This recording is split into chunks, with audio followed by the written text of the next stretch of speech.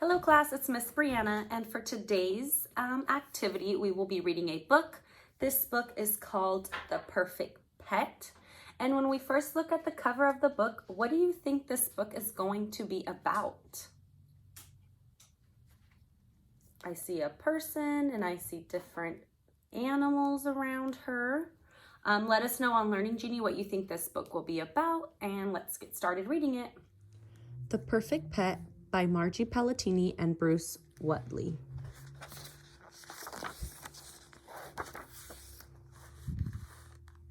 Elizabeth really wanted a pet. Her parents really did not. They gave her a plant instead. Mind you, it was a very good-looking plant, as cactus plants go, and it had quite a prickly sense of humor. Elizabeth named it Carolyn, which seemed to suit it just fine. It was absolutely no trouble, and it was a very good listener. Snuggling was a bit of a challenge. However, Elizabeth did manage a quick hug now and then. Elizabeth really did like the plant, but she still really wanted a pet, and she had a plan.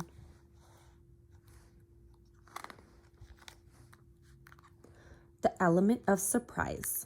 So how about a horse? Huh? What? Who? Said father. Who? What? Huh? Said mother.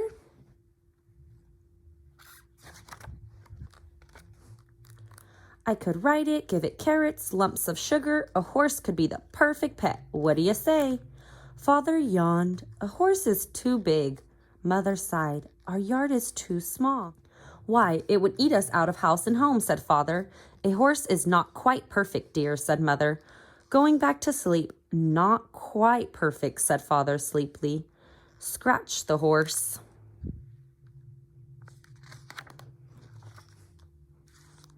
Catch them off guard. What about a dog? Huh? What? Who? Said father as he stood in front of the mirror shaving. Who? What? Huh? Said mother, peeking from behind the shower curtain and dripping soapy water.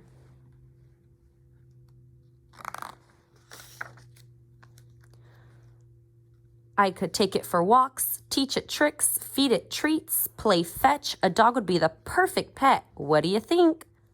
Father spit shaving cream. Dogs bark. They're much too loud. Mother grabbed a towel. They jump all over the furniture. A dog is not quite perfect, Elizabeth, said father as he shaved. Not quite perfect, said mother from the shower. Forget Fido. The full stomach. Burp.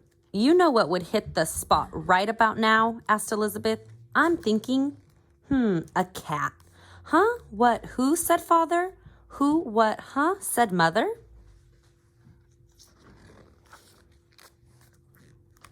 A cat would lick the plates, curl up in my lap, drink leftover milk, and we'd always know what to do with all that extra string.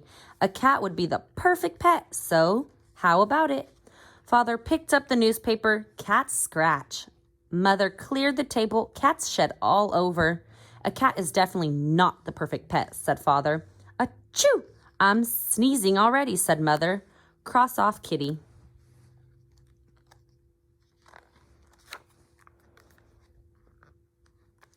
Go for broke. How about a bird? Bunny? Turtle? Fish? Guinea pig? Rat? Any? All? Take your pick, said Elizabeth. Her parents looked at each other. Nope, afraid not. Not quite.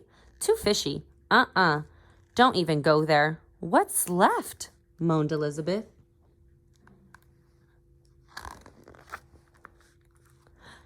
Doug. Elizabeth was thinking she would never, ever find the really perfect pet when, what do you know, she really did. In fact, she almost stepped on it. Right there on her rug, a bug. Elizabeth picked him up. She held him in her hand, looked him in the eyes. He wasn't too big. He most definitely was not too loud. He couldn't jump on the furniture. He didn't scratch, didn't shed. And how much food could he possibly eat? He was the perfect pet. Carolyn totally agreed. Snug, Doug moved right into the lovely house in the corner of Elizabeth's room. It had everything a bud could possibly want and more. including his very own cactus plant. As Carolyn was only a hop, skip, and jump away, he truly enjoyed sunning himself in her sand. Of course, Elizabeth provided him with enough crumbs to satisfy any growing bug's appetite. As expected, her relationship was a tad different than the usual. Doug could not give Elizabeth a pony ride. She could not take him for a walk. He could not catch a ball or fetch, no matter how many times they practiced. And try as he might, Doug just couldn't get the hang of playing with string.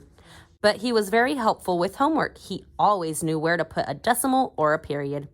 And he loved snuggling up with Elizabeth each night for a story. What more could you ask for? He was perfect.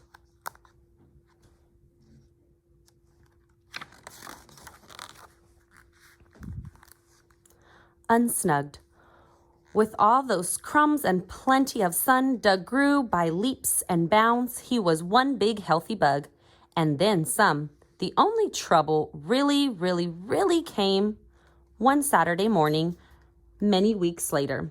Elizabeth's mother came into her room to get the laundry, and "There's a bug in that bed," she screamed. "A bug?" shouted Father, ready to swat. "That's Doug," said Elizabeth very protectively. "He's my pet." Her parents looked at each other. "Pet?" "Pet," said Elizabeth, "just like you wanted. He's not big like a horse. He isn't loud like a dog. He doesn't jump on furniture, scratch, or shed. And he hardly eats a thing." "But a bug?" said Father.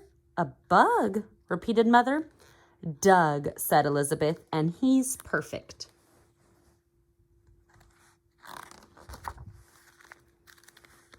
One big happy family. "Think we should have said yes to the dog?" whispered Father to Mother. Mother shrugged. "I don't know. We have more room on the couch with the bug." Elizabeth smiled and tossed Doug a piece of popcorn.